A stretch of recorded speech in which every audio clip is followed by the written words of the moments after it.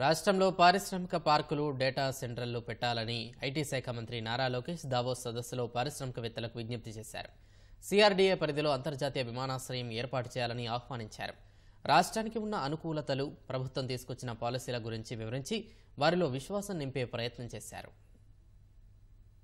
IT శాఖ మంత్రి నారా లోకేష్ దావోస్లో క్షణం తీరిక లేకుండా గడుపుతున్నారు. వరుస సదస్సులు, సమావేశాలతో పాటు వివిధ సంస్థల అధిపతులు, ప్రతినిధులతో భేటీ అయ్యారు.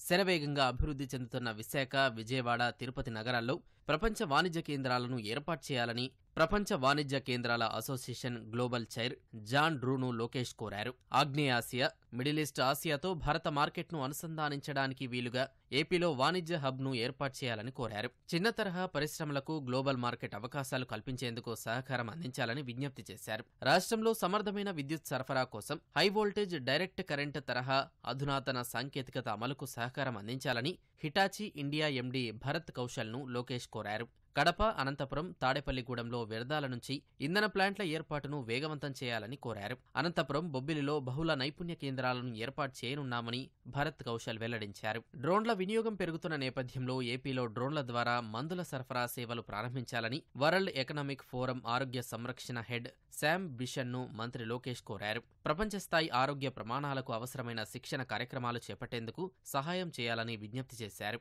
లోకేష్ ప్రతిపాదనలు పరిశీలిస్తామని శామ్ బిషన్ వెల్లడించారు. ఏపీలో నెస్లే, రోషే, నోవార్టిస్, క్లారియంట్ వంటి స్విస్ సంస్థలు ప్రారంభించేలా సహకారం అందించాలని Switzerland national council member Niklaus Samuel గగ్గర్ను మంత్రి లోకేష్ కోరారు. స్విస్ విశ్వవిద్యాలయాలతో కలిసి పనిచేయడానికి సహకారం కోరగా ఆయన సమ్మతించారు. Access Health Care CEO Anurag జైన్తో భేటీ అయిన లోకేష్ ఏపీలో హెల్త్ కేర్, ఏఐ, రోబోటిక్స్ స్టార్టప్లలో పెట్టుబడులు పెట్టాలని కోరారు. మచిలీపట్నం ఓడరేవులో కంటైనర్ టెర్మినల్ను అభివృద్ధి చేయాలని విజ్ఞప్తి చేశారు. Air India MD, CEO Campbell విల్సన్తో భేటీ అయిన లోకేష్ సిఆర్డీఏ పరిధిలో దుబాయ్ తరహాలో 3,000 నుంచి 5,000 ఎకరాల్లో అంతర్జాతీయ విమానాశ్రయం ఏర్పాటు చేయాలన్నారు. ఇక్కడ విమానాశ్రయం ఏర్పాటు చేస్తే ఏపీకి అంతర్జాతీయ పెట్టుబడులు లభిస్తాయన్నారు. విశాఖపట్నం విమానాశ్రయంలో ప్రాంతీయ నిర్వహణ, మరమ్మతులు, ఓవర్ హాలింగ్ హబ్ను ఏర్పాటు చేయాలన్నారు. పైలట్లకు శిక్షణ ఇచ్చేలా ఏపీలో ఫ్లయింగ్ స్కూళ్లు నెలకొల్పాలని కోరారు. ఏపీలో పారిశ్రామిక పార్కులు, డేటా సెంటర్లలో పెట్టుబడులు పెట్టాలని